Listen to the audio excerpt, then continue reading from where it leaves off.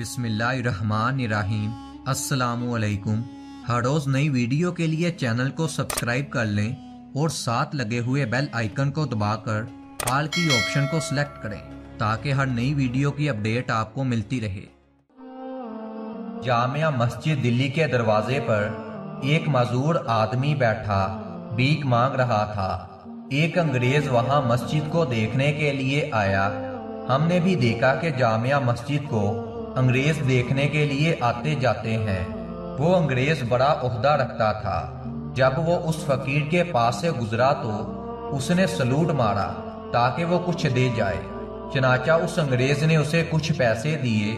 انگریز باہر کھڑے ہو جاتے ہیں۔ جہاں پر جوتوں کی جگہ ہے وہ اندر داخل نہیں ہوتے۔ مسجد کے نقش و نگار اور عظمت ایسی ہوتی ہے کہ اللہ کے گھر کے سامنے ہی انہیں سکون مل جاتا ہے۔ وہ انگریز مسجد کو دیکھ کر چلا گیا۔ گھر جا کر اسے معلوم ہوا کہ جس بٹوے سے پیسے نکال کر اسے دیے تھے وہ بٹوا جیب میں نہیں ہے۔ اس میں پیسے بھی کافی تھے اور پتہ بھی نہیں تھا کہ وہ بٹوا کہاں گرا ہوگا۔ خبر آئی گئی ہو گئی۔ ایک ہفتے کے بعد پھر اسے چھٹی ہوئی۔ اس کی بیوی نے کہا کہ تم مسجد کو دیکھ آئے تھے، اب میں نے بھی مسجد کو دیکھنا ہے، اس کا بہت چرچا ہے۔ چنانچہ چھٹی کے دن وہ اپنی بیوی کو لے کر پھر مسجد کو دیکھنے کے لیے آیا۔ جب وہ انگریز اس معذور فقیر کے پاس سے گزرنے لگا تو وہ فقیر فوراً کھڑا ہو گیا اور اس سے کہا، آپ پچھلی دفعہ آئے تھے اور مجھے پیسے دیے تھے، اس کے بعد آپ بٹوا جیب میں ڈالنے لگے۔ آپ تھوڑی دور آگے گئے تھے کہ آپ کا بٹوا نیچے گر گیا تھا اور میں نے آپ کا بٹوا اٹھا لیا تھا۔ یہ بٹوا میرے پاس آپ کی امانت ہے، اب یہ بٹوا میں آپ کے حوالے کرتا ہوں۔ انگریز نے بٹوے کو کھول کر دیکھا تو پیسے بالکل پورے تھے۔ حیران ہو کر وہ سوچنے لگا کہ بٹوا تو دے دیتا مگر اس کے اندر کی کچھ رقم نکال سکتا تھا۔ مجھے امید تو یہی تھی۔ یہ کیا ہوا کہ سارے کے سارے پیسے مجھے منو آئین واپس کر دیے۔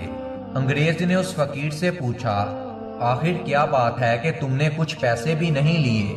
وہ معذور فقیر کہنے لگا، بات یہ ہے کہ قیامت کے دن ہر آدمی اپنے نبی کے پیچھے ہوگا، جماعتوں کی صورت میں انبیاء کرام علیہ السلام کے پیچھے چل رہے ہوں گے۔